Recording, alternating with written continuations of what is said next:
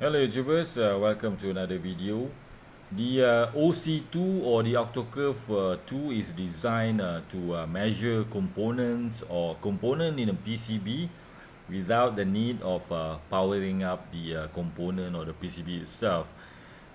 However, it is not designed to replace your existing test measuring instrument, but rather a complementary to your existing oscilloscope and among other things. Yeah, I may say it's a good addition to any repair person to have such extra uh, uh, testing tool.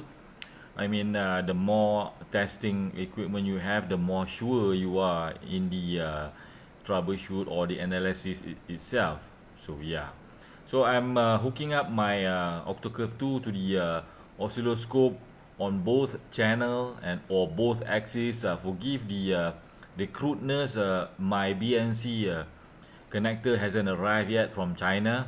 So as it is, I'm setting the volts currently at 1 volt per division for each channel, and I'm gonna turn on the Octo-Curve 2 and setting my oscilloscope to XY position, and you have to set either both axis coupling either to AC or DC. Later on I'm gonna try to remember what's the difference between setting the both of the axis from between AC and DC.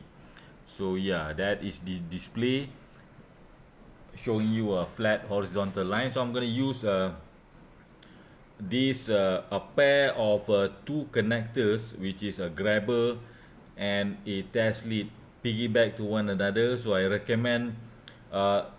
I might recommend this is the way how to use the input jack, and at least to give you an easy way to test. Yeah, so I'm gonna hook the probe to the Octo-Curve, carefully pushing aside the component that we're going to test today, or shall I say tonight. It's night time over here, so forgive the dimness of my workshop. So I have two type of probe or leads. One is test leads for me to easy check a PCB, or just simply short it to make sure it's connected correctly, and a pair of grabbers which makes grabbing the legs or pin of component easy for this demonstration. So I'm gonna put aside the grabbers temporarily, and we're gonna do the open and short test.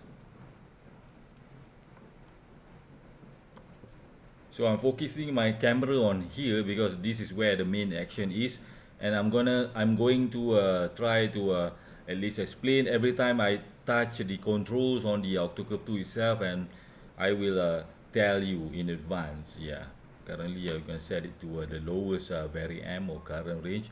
So this is open position, short, open, short. So whenever you come across a short, it's going to be like so, as shown here. Yeah, so open, there's no nothing going across. So I'm gonna switch to my grabbers, make it easy. Forgive the arrangement here. This is a poor man's workshop. So we're gonna proceed by let's start with the resistor. This is a fixed value resistor, 100 ohms. So it's not showing much because it's a very low value of a resistor. So it's close to a short. I'm gonna try to adjust the vertical and horizontal, make it center. Yeah, let's go to a variable resistor, which we will see a lot of movement.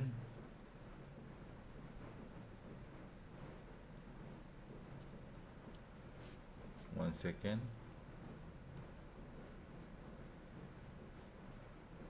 Yeah, So a straight vertical line shows a short. That means there's a direct connection with between these two points. And adjusting the shaft of the potentiometer allows you to see a variety of straight line going from in between from horizontal and vertical. Yeah, vertical, horizontal. Yeah, that tells you a value of resistance has some showing some resistance value. Yeah. So if the pots has some scratchiness in it, it's gonna show some distortion or some unclean movement on the line itself. It seems this is a very good variable resistor. I know so because it's a new one. Although I did some soldering on it. Yeah. This is a LED.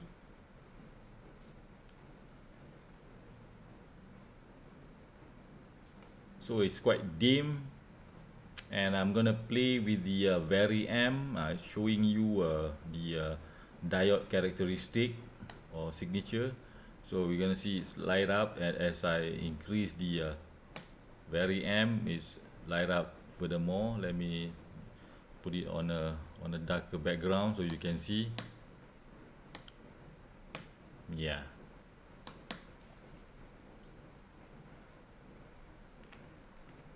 This is a 1N4148.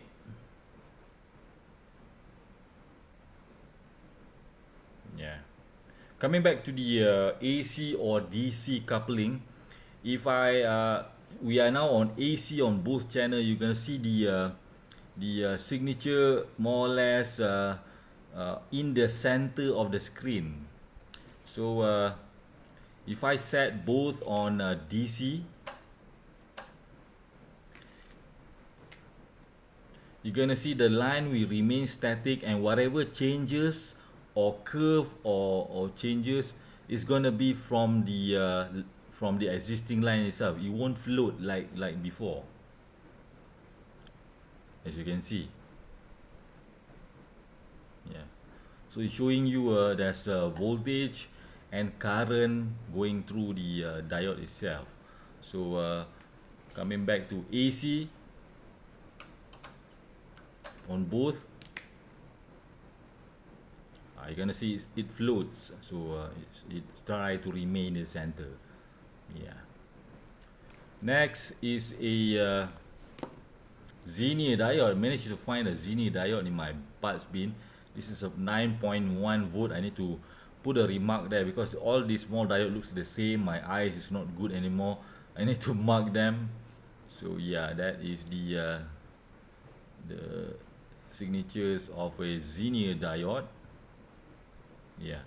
So again, if on AC is gonna remain in the center, if it's in DC, you're gonna see it. The changes is gonna be from that straight line. So yeah. Yeah.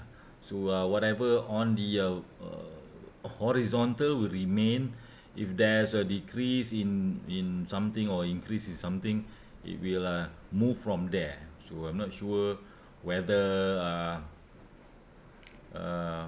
yeah, let's leave it on DC for now or AC. Next, we're gonna go into capacitor.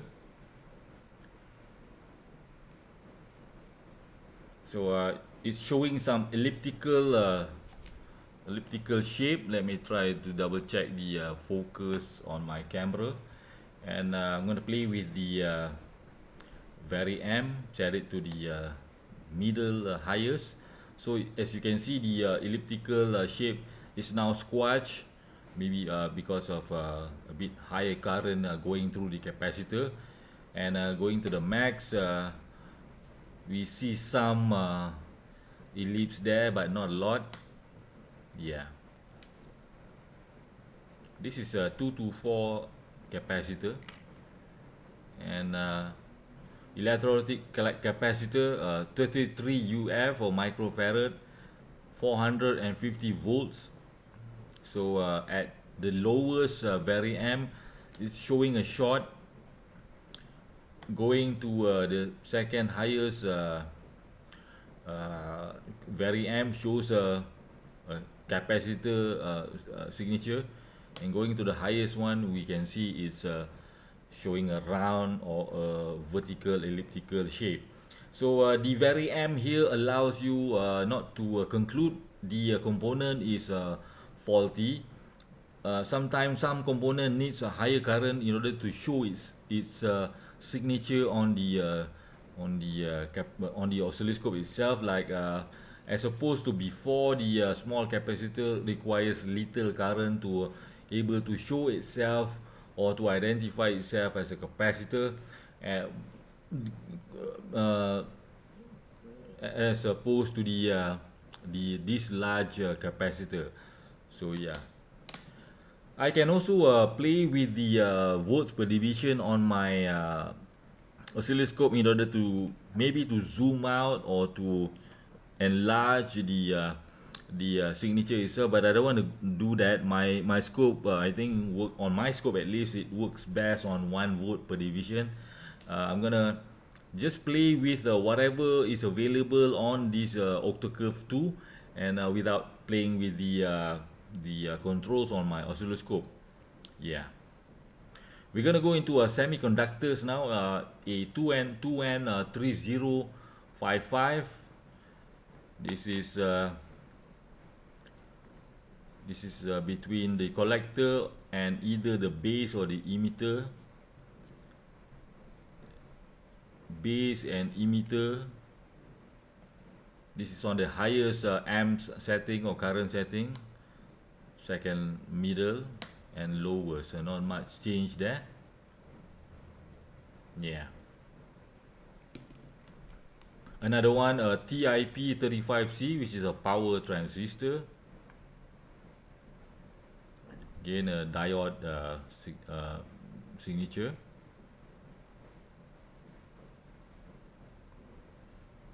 Yeah. And some Zini diode characteristic there. Yeah. Next is a transformer. So I'm gonna expect to see some inductance and some resistance here. So it's showing a short for now. We are on the lowest setting of the variam. Let's increase it. So we see some like a deformed circle there, and it's a bit slanting a bit, which shows it has some resistance, and it has a lot of capacitance or inductance on it at this current range, and we're gonna set it to high, and we see that. Yeah. So this transformer, which is the secondary, eventually it's connected to one another. If you set it to a low amp, you're gonna think it's a short. Yes, it is a short by design. These 2 points has to meet up with each other eventually. But playing with the variam shows you that able for it to identify itself as something more than a short, which is a component. Yeah. I hope you understand my English. Yeah. So we're gonna go into not sure whether people check guitar pickup with this, but I'm gonna try, because I know guitar pickup has resistance and some inductance and probably some capacitance. I'm gonna set it to low first and find the hot lead. So yeah, so we see some let's for this, let's zoom the let's leave it by default first. So we see some ellipse there, and it's slant at an angle. So that at that angle itself tells it has some resistance. And let's increase the so we're not seeing much. Yeah, so it tells some tells me it has some resistance, and the ellipse itself tells me it has some inductance and maybe some capacitance. So I'm not sure whether this can be I think this can be used to check a guitar pickup. And as a bonus, in this video I'm going to measure this thing over here, which is a variac. I just got this yesterday. Haven't got time to play with it, so I don't know. I'm told it's good. Yeah. So we are at 0. So I'm gonna play with the wiper. My probe is at the main coil and the wiper coil. So I'm gonna play with the variac, and I'm gonna see some changes on the yeah. So let's go back to 0 and increase the milliamp, or sorry, the variamp, and play with the variac. So we are at 100 plus volt. By the way, this is not power up. All the components, including this one, is not power up, so you don't have to power up. And you can see the inductance value is changes as I turn this to this is the max 240 volts. This is somewhere on 120 volts. This is 48 volts.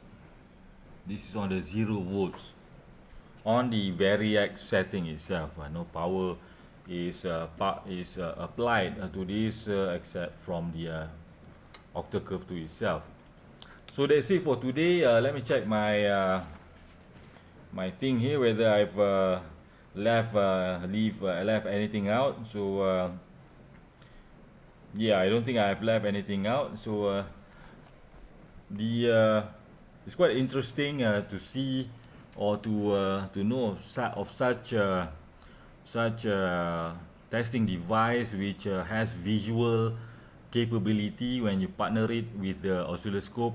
I know multimeter is quite versatile, but multimeter is best for you to read something. This is for you to see visually, and I'm quite amazed the oscilloscope is able to be partnered with a variety of things, and is able to show it in a visual way. Some of these testing tool is quite enjoyable to see. So yeah, I have a board here. Let's randomly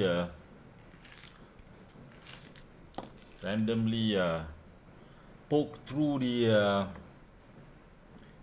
board here. There's a power transistor there, BD909. Let's so showing okay.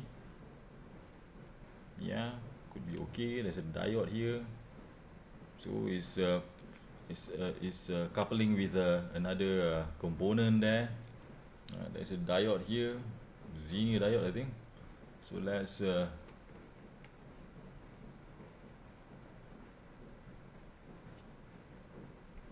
try not to fumble. Yeah. So I think I have to adjust this for me to zoom in on the characteristic. So yeah. So yeah, that's it for today. It's quite a intriguing and interesting device to partner with your scope. And thank you very much for watching, and have a nice day, and bye bye.